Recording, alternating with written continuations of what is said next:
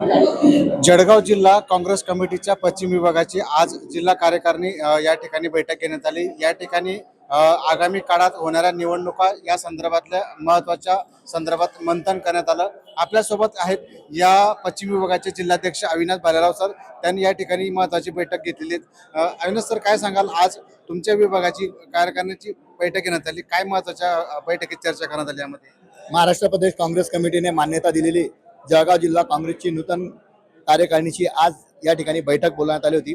या बैठकीमध्ये संघटन जिल्ह्यामध्ये वाढवण्यासाठी, त्याचबरोबर येणाऱ्या निवडणुका आहेत, जिल्हा परिषद, पंचायत समित्या, जिल्हा बँक आहे आणि येणारी जे विद्यार्थ्यांची सिनेट निवडणूक आहे विद्यापीठाची, या निवडणुकीची तयारी करण्यासंदर्भात, त्याचबरोबर SIRच्या तयारी संदर्भात ही या ठिकाणी आम्ही मीटिंग घेतली।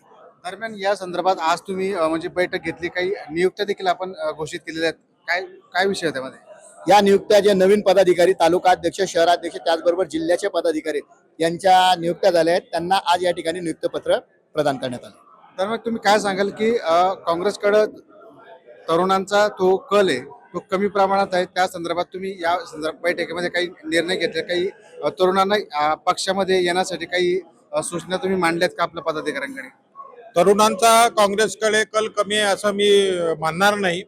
तरुणांमध्ये काँग्रेसची विचारसरणी आहेच, परंतु हे सोशल मीडियाच्या माध्यमातून जे तरुणांमध्ये वेगवेगळे त्यांचे खोट्या बातम्या पसरवून तरुणांची जी दिशाभूल इतके वर्षापासून चाललेली आहे केंद्र सरकार बीजेपी कडनं, त्याबाबत आता तरुण हा पूर्णपणे जागा झालेला आहे। त्यांच्यामध्ये असलेला असंतोष, हे वेळोवेळी पूर्ण असंतोष विद्यार्थ्यांमध्ये आहे, युवा पिढीमध्ये आहे, बेरोजगारमध्ये आहे। त्या असंतोषाला आता कुठे ते जेनजीच्या आंदोलनापासून जे आहे ती वाचा फुटलेली आहे आणि जेनजीच्या आंदोलनापासून त्यांच्यामध्ये आता तो असंतोष बाहेर निघालेला आहे। काँग्रेस ही सुद्धा जेनजीसाठी सदैव आमचे नेते राहुलजी हे जेनजीसाठी सतत प्रयत्नशील आहे।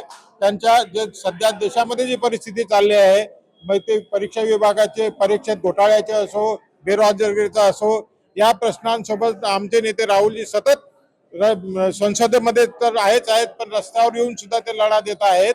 त्यामुळे आता हे युवकांमध्ये जो असंतोष जो पसरलेला, तो दाबला गेलेला होता, तो असंतोष आता उफाळून येतोय आणि जेनजी ही संपूर्ण काँग्रेस सोबत सुद्धा ताकदीने काँग्रेसच्या मागे सुद्धा उभी राहते। असंतोष कोणा विरोधात आहे?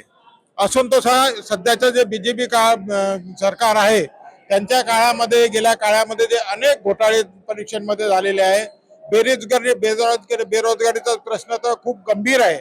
लोक शिक्षण घेतात, सर्वसामान्य विद्यार्थी गरिबीतून शिक्षण घेतात, आई वडील त्यांना शिक्षण देतात आणि पदवी घेतल्यानंतरही त्यांना जो रोजगार मिळत नाही। इव्हन कामगार कायदे सुद्धा इतके विचित्र करून टाकलेले आहेत केंद्र सरकारने कामगार कायद्यामध्ये बदल, की त्यांचं पूर्ण आयुष्य ही अस्थिर करून टाकलेलं आहे। त्यांना नोकरीमध्ये सुद्धा सतत अस्थिरता आहे। या सर्व या सर्व गोष्टींमुळे हा असंतोष जो आहे तो केंद्र सरकार, सध्याचं जे केंद्र सरकार आहे बीजेपीच्या विरुद्ध, हे संपूर्ण युवकांचा असंतोष आहे।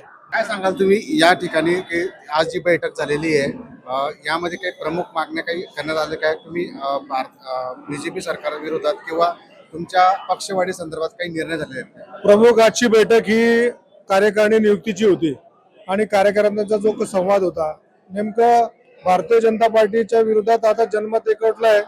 विद्यार्थी रस्त्यावर आहे, जनता रस्त्यावर आहे, कामगार रस्त्यावर आहे।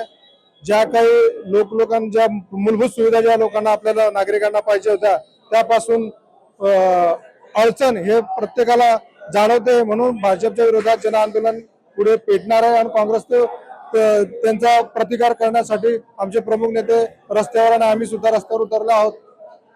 नक्कीच या ठिकाणी काँग्रेसचे पदाधिकारी यांनी आपला रोष व्यक्त करत भाजपच्या विरोधात त्यांनी वक्तव्य केलेलं। त्यांनी सांगितलं की भाजप हे सत्ताधारी पक्ष असला तरी या ठिकाणी रोजगार आणि महागाई इतर प्रश्न हे मोठ्या प्रमाणात वाढलेले असल्या कारणामुळे आगामी काळामध्ये काँग्रेस संघटना मजबूत करण्यासाठी आम्ही या ठिकाणी बैठक घेतलेली आहे।